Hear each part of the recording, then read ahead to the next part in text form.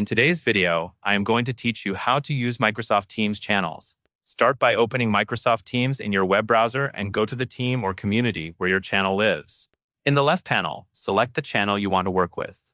This brings you into the main channel view, where you will see the tabs across the top that organize everything inside that channel.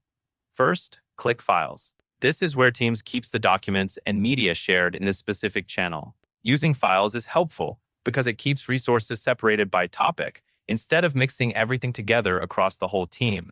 From here, click Photos to focus on image files. This view makes it easier to quickly find visual content without scrolling through every document type. If you share a lot of screenshots or graphics, checking photos can save time and reduce clutter. Next, go back to the main conversation space by clicking Posts. Posts is the channel feed where updates, discussions, and messages are organized for everyone in the channel.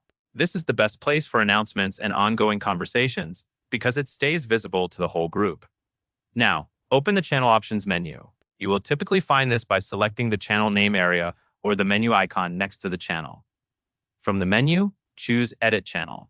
This is where you can adjust the channel details, such as its description, so people understand what the channel is meant for. After making your changes, click Save to apply them. Saving confirms the update and keeps the channel information current for everyone. Back in Posts, select the option to create a new post and choose Announcement. Announcements are designed to stand out more than a regular message, so they are great for important updates that you do not want people to miss.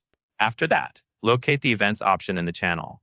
Events helps you connect channel activity with scheduled meetings or upcoming items, so the right information is easy to find in one place. Finally, if you open an event or start creating one and decide you do not want to continue, click Cancel. This exits without saving changes, which is useful when you open something by mistake or are not ready to publish it.